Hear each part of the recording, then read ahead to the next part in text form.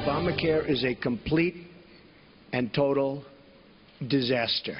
It'll be repeal and replace. It will be essentially simultaneously. It will be various segments, you understand, but will most likely be on the same day or the same week, but probably the same day, could be the same hour. We're going to have a health care that is far less expensive and far better. That was President-elect Donald Trump promising that Obamacare will be repealed and replaced under his administration. This morning, the president-elect, he took to Twitter to reinforce that promise. He tweeted out, quote, "The Unaffordable Care Act will soon be history." Also today, the U.S. House of Representatives, they voted 227 to 198 to pass a budget resolution that is a critical step towards repealing Obamacare. Here now with reaction, Tennessee Congresswoman Marsha Blackburn, Ohio Congressman Jim Jordan, Texas Congressman Louie Gohmert. Congresswoman, we'll start with you. Sure. A lot of Americans say, why haven't Republicans rallied around one plan by this point? I know there are 9 out there. I know they were similar. But why hasn't the plan been written yet? And Paul Ryan, about a week and a half ago, said, well, we'll do it sometime this year. He has since adjusted that.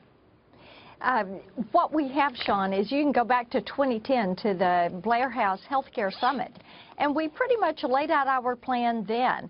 Across state line purchase of health insurance, which is my legislation. And yes, indeed, there are components. There are many different plans. What we want to make sure is we pull everything we possibly can off in reconciliation and then follow it with a legislation that is going to open up the health insurance marketplace and is going to simplify delivery of health care and do it in a more cost-effective manner. And I think once we get Secretary Price at HHS and we are able to begin some of the unravel and then the replacement component parts, we want to do it right. And we're going to do it in a thoughtful manner. You're with the Freedom Caucus, Jim Jordan, and I see you're here, Mark Meadows, who is now, I guess, the head of your Freedom Caucus, or the chairman of the Freedom Caucus. He actually said this is likely to fail in the Senate. You don't think this is going to pass in the Senate? No, the repeal will pass, but some of the replacement mechanisms and policies, they're going to require the 60-vote threshold to get those through. So that's a little harder. But the most important thing, Sean, is we actually repeal it. That's step one. The president-elect is exactly right. Health care will be better and cost less when we get rid of Obamacare. So let's make sure we keep our promise to the American people. Today was just step one. There's a long process to come. Let's do it as quick as we can, but let's do it all. Every mandate, every regulation, every single tax has to go. Then we'll have a chance to have the market work, and that's part of the replacement, is simply getting rid of the getting rid of Obamacare with repeal, so you can have a market work and bring down costs and provide affordable health care to the families across this country. Louie Gohmert, a lot of conservatives are writing, calling my radio show, and tweeting out they're concerned about 3 things: $1 trillion infrastructure without a plan to pay for it. They're concerned about increasing the debt over the next 10 years, $9.7 trillion. And they're concerned at some remarks Paul Ryan made last night, promising an illegal immigrant that he wouldn't allow immigration officials to deport her. And in other words, not following the law. That's the current law of the land. What is your reaction to that? Are you hearing the same thing on your end? Well, yes, but the number one thing we do first is repeal Obamacare. We can multitask. I know there were Democrats who were having trouble with that.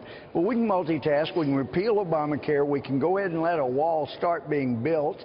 And I do think that Mexico is ultimately going to realize that once we cut off the flow of drugs back and forth and the people that are paying the drug cartels to come across, then Mexico quits being such a corrupt country with all the drug cartels, and they're going to want to pay us because they'll zoom up to being not 62nd in the number of economics. Let me ask the question, are any of you 3 concerned about the issues that I have raised that I'm hearing from my listeners and viewers? $1 trillion infrastructure without a plan to pay for it. Now, repatriation money, energy money, savings, Obamacare, all of that can add to it. But should we have a plan to pay for the infrastructure trillion?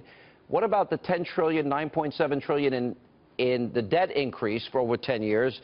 And thirdly, Paul Ryan saying last night, this woman's not going to leave, even though that is a law of the land. I'm hearing a lot about it. Any of you 3 hearing about this?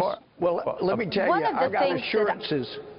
I got assurances that, look, this is a vehicle, Louie. This 9.7 or however many trillion in this budget, forget about it. This is a vehicle. You agree with that? And they promised me they will not end up beating us over that. No, you already agreed to these numbers.